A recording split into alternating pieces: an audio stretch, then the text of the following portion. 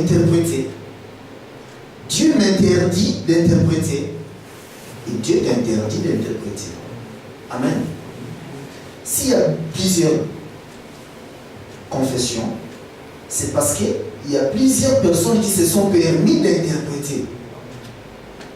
Tu interprètes, tu as une pensée, tu proclames, bon, j'ai une pensée, c'est-à-dire j'ai une voix qui amène au ciel. Les gens vont te suivre. Parce que ça a toujours été comme ça. Même avant que Jésus vienne, il y a eu aussi un Jésus, un Bar Jésus.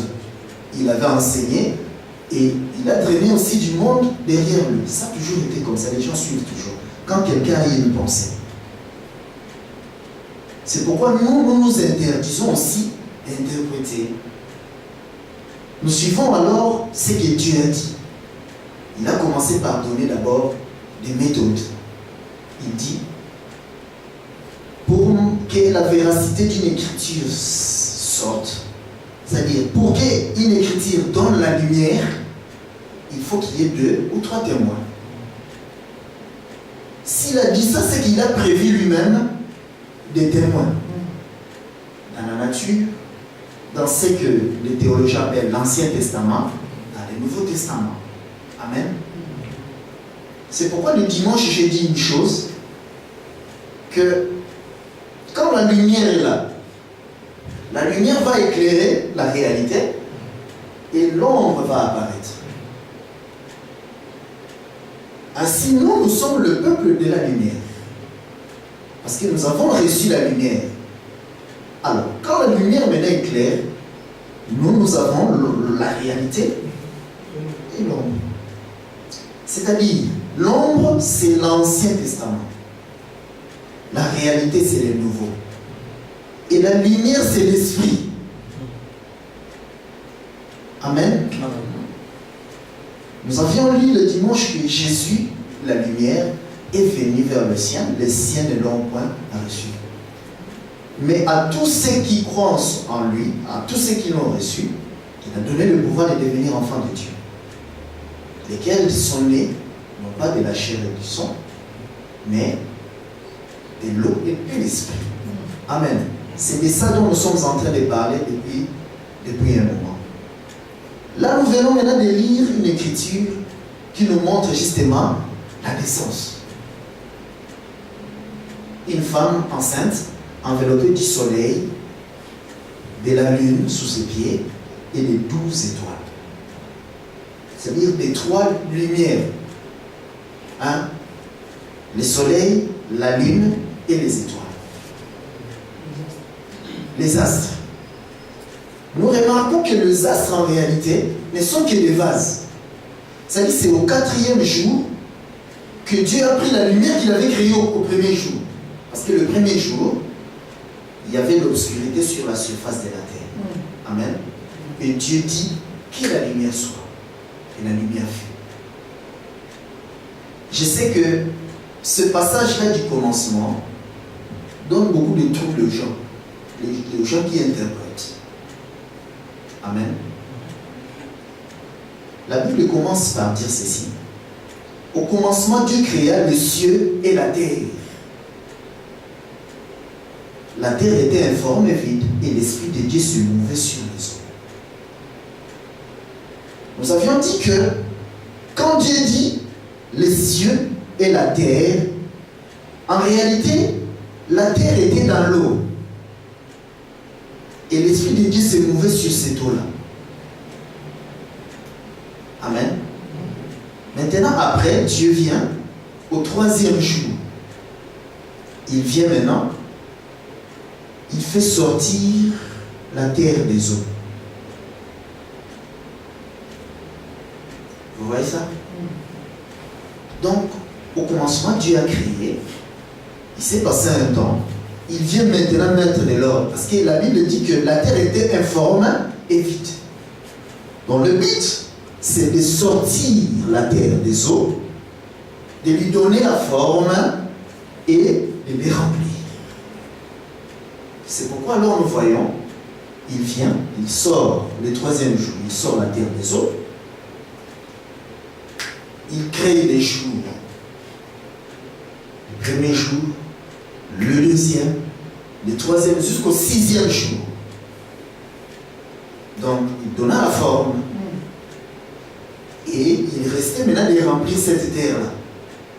C'est pourquoi il y a eu maintenant le 7e jour. Donc, le 7e jour vient remplir la terre. Voilà le plan de Dieu. Parce que nous connaissons déjà que Genèse, c'est un livre prophétique. C'est-à-dire Dieu prophétisait. Nous pouvons prendre que Genèse seulement et parlons de toute la Bible. Vous comprenez? C'est pourquoi nous disons ceci. Quand une écriture est dans Apocalypse, parce que ça c'est un livre qui fait peur à beaucoup de gens. Quand il y a quelque chose dans l'Apocalypse, cela doit être là-bas. Dieu doit l'expliquer à partir de là. Donc nous ne devons pas venir une femme, non, interprétation particulière. Donc nous voyons une femme enceinte. Cela nous ramène à la naissance. Cette femme-là est entourée de la plénitude de la lumière, c'est-à-dire la lumière du premier jour. Avant que Dieu vienne, la mettre dans le soleil, parce que la lumière dans le soleil a un autre éclat. La lumière dans la lune a un autre éclat, et dans les étoiles aussi un autre éclat. Alors, la lumière qu'il a mis dans le soleil, c'est une lumière qui donne des cancers. Hein?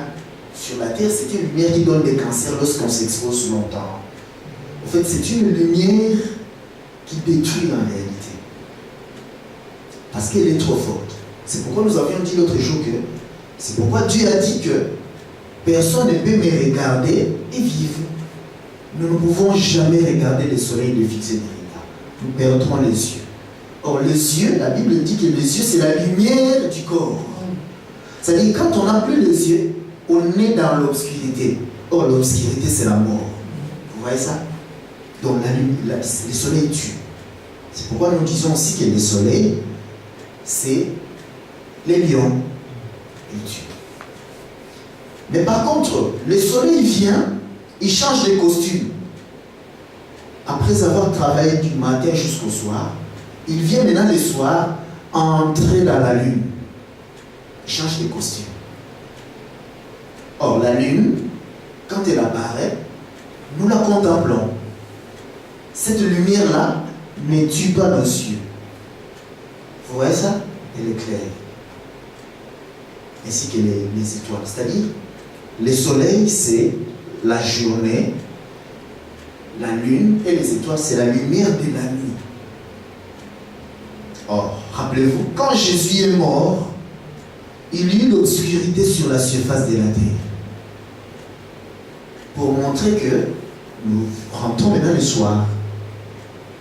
Quand il prêchait, il disait, laissez-moi faire le travail de mon Père pendant qu'il fait jour.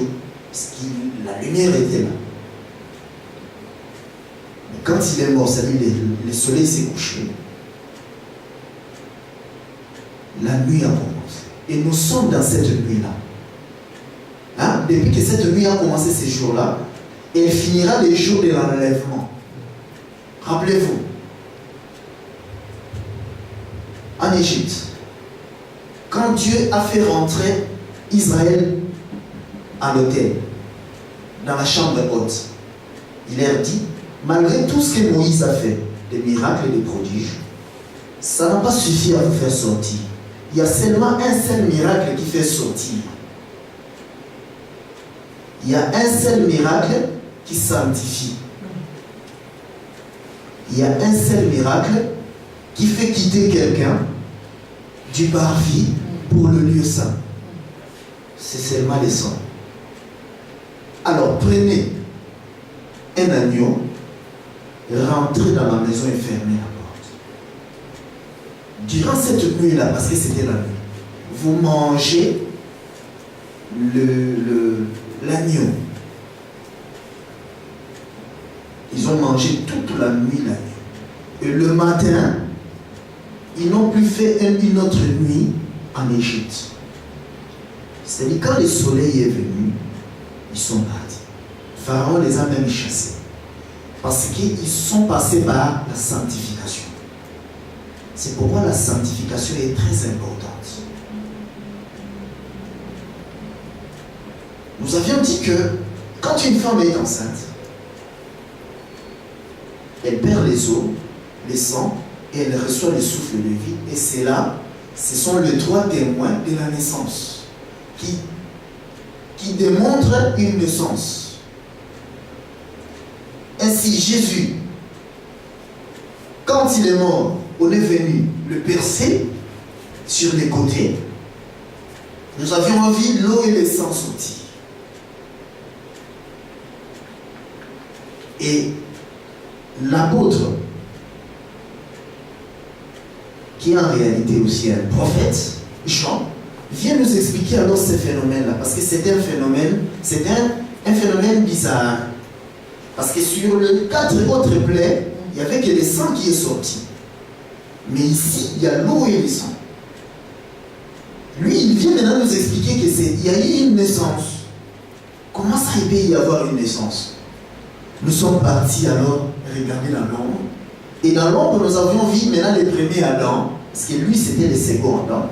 Nous avions vu le premier Adam, Dieu le prendre, venir aussi lui percer les côtes, et sortir une côte, fabriquer la femme. Ainsi, nous avions compris que ça, c'était l'ombre, comme l'ombre s'est projetée. Donc, dans la réalité, ça doit être pareil. Vous voyez? Parce que la réalité dit même plus de choses que l'ombre. Parce que regardez, dans mon ombre là, vous n'allez pas remarquer les ongles. Pourtant, dans la réalité, il y a les ongles. Donc, l'ombre nous donne des indications. Et la réalité vient dévoiler, révéler davantage. Vous voyez? Alors, partant maintenant de cette plaie-là, nous avons compris maintenant qu'il y a eu une naissance. Naissance de l'épouse. Et cette épouse-là qui est née, il y a eu l'eau qui est sortie, il y a eu le sang. Il restait alors le 3e étape, hein? La confirmation. C'est pourquoi il a dit à cette épouse-là, reste dans la chambre haute et ne bouge pas.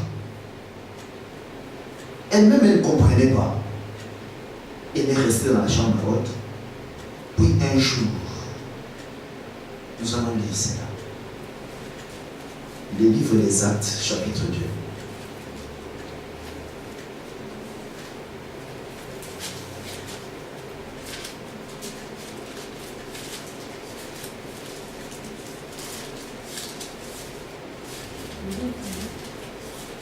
Actes chapitre 2. Au premier verset.